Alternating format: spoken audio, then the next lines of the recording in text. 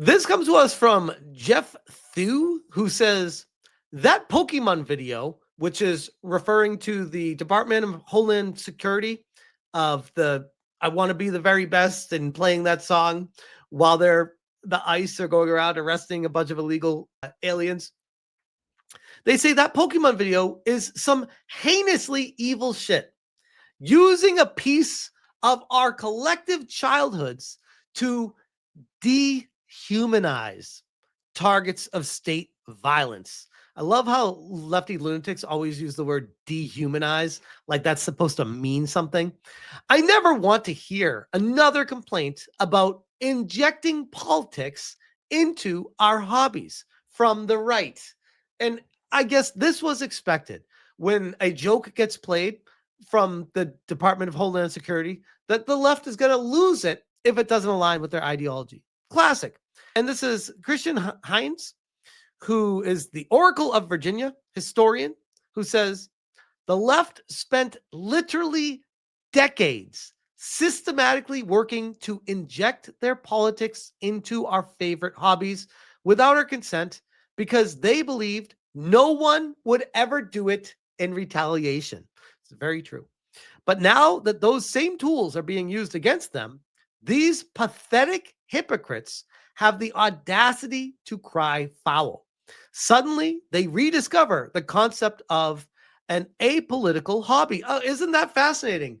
Now you don't want politics in it. That's curious. Oh, weird. So the very thing we've been yelling at you guys for the better part of the past 5 to 10 years about, now all of a sudden the pendulum swung back. Now you agree? Weird how that works. No, we warned you what would happen when you came for our video games. You dismissed us and lectured us that all art is political. Well, congratulations on getting your way. Isn't that what you wanted? And this kind of goes back to I'm being sued by, in my humble opinion, a lefty lunatic that is pushing to get a new law enacted called stochastic terrorism, which I'm not a lawyer, but my understanding of that is basically it's not a law, it's not a real thing, it's not acknowledged by the court system, but they're trying to present that to the courts to create the law and try to claim that I am some sort of ringleader of people enacting them to harass her because she can't prove that I harassed her. So now she's trying to prove that instead of me, it's other people that are harassing her because of stuff that I said. And now I'm the one that is accountable for everyone's actions. If I understand what stochastic terrorism is even supposed to mean. But to the point of this tweet and why I bring it up is, does she not understand that if the judge does say, you know what, Alyssa, we will add that to the court and we will make a new precedent in the state of New York. We will hear your case and say that even though he's in California, the internet applies to him. You have jurisdiction and we're going to create this case law. It's going to be a thing here. Does she not realize that as soon as that case is over, that I and many other people can and most likely would go right back at her using that same case law and apply it directly to her, the things she's been doing to me and many other people that I'm aware of? They don't understand that the road goes two ways. They're so caught up in their own world that they want to, as their words, dehumanize other people to make them feel like they're not someone, that they're the enemy, and that Alyssa's the victim here, and that she's the only one that can be a victim. And because of that, the law she wants to enact is the only one that matters, and it can never be applied to her equally. As we're seeing right now, that's not what happens. When the pendulum swings back, that same law gets applied to you. It's a very dumb move to even want to do this lawsuit in the first place, especially with the current trajectory of the political realm. But I digress. Christian continues. He says, you'll never hear another complaint from the right about injecting politics into our hobbies ever again, because we're never going to leave you alone, which I can kind of see where he's coming from on that. I can. He continues, I love discovering new liberal accounts that have me blocked. Truly an honor to be despised by some of these people. Boop. Don't make me tap the sign. The worst thing that can happen to a liberal, according to liberals, is to treat them exactly as they treat others. It brings me so much joy to know that you feel like all your favorite hobbies are being stripped away from you. You will never get what you think you had back, and that's hilarious. Oh, wow. Wow. It's amazing how much leftist discourse is just them pretending not to understand things, thus making discourse impossible. This got quote tweeted by Madam Savvy, and shout out to her. She goes, this is what pains me looking back on it all. When they called Laura Croft problematic, it should have been rejected in totality on the spot. Wholeheartedly agree. Now we are in a far, far worse mess imaginable where insane people are emboldened to send threats and things with intent to cause harm to people over fiction. We have a gaming scene completely captured by DEI and a perceived hierarchy that is meant to control. That's why people were mad about Silk Song or BG3. That's they didn't play by the rules. Good point. Although Baldur's Gate 3 kind of aligned with them a little bit more. Game award shows are run by very specific people, and you only get a shot by honoring the DEI gods. If something slips in, they get very ass mad and spread all sorts of lies. Remember the Black Myth Wukong situation and the mistranslations purposefully by IGN?